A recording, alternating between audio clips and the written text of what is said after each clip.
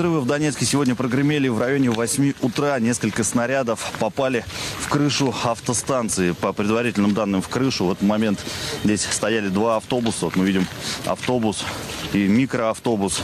Они ждали, их водители ждали пассажиров. Обе машины сразу сгорели, только что отсюда уехали пожарные. И по последней информации погиб водитель автобуса. Несколько пассажиров отправлены в больницу, многие из них в тяжелом состоянии. Подъехал на посадочную полосу, пассажиры успели повыбегать все. Ну, вот так.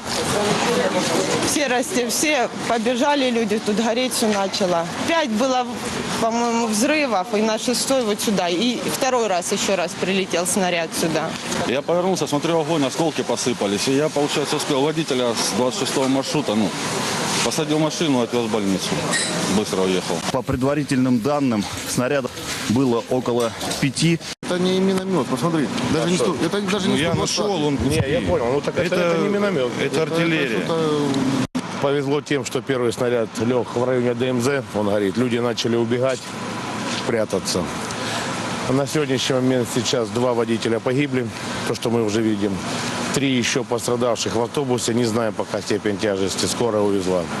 Но это точно диверсионная группа. Это центр города, который раньше не обстреливали. Вот мы видим, какой силы был взрыв. Вокруг стекла.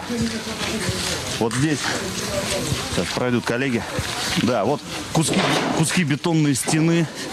Вокруг разрушены магазины, работавшие на автостанции. После последнего взрыва полетели стекла.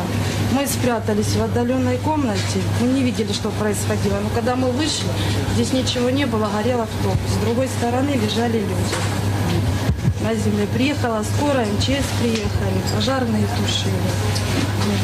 А что именно происходило, был такой сильный шок, что я не могу описать, что происходило. Взрывы были очень сильные. Он же сидел в кресле, и на него холодильник упал. А он в сознании был, вы его видели? В сознании. Он мне сразу звонил, его ребята-ополченцы сразу в машину, оказали первую помощь. Здесь работают следователи от Донецкой Народной Республики, составляют протоколы, и им предстоит выяснить, откуда прилетели снаряды. По предположению представителей ДНР, украинские силовики специально подобрали время, когда люди рано утром приходят сюда на автостанцию, чтобы ехать на работу. А буквально через 5 минут еще несколько снарядов приземлились на соседней улице в районе храма. Вот мы видим, от осколков повреждены стены храма. Один из снарядов попал в крышу жилого дома. Вот мы видим эти кадры.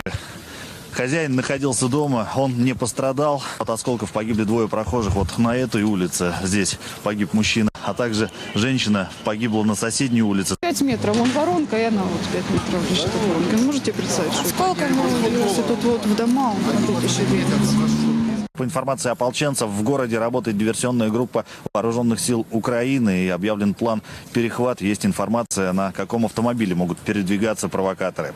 Михаил Чебаненко, Валерий Кожин, телекомпания НТВ, Донецк.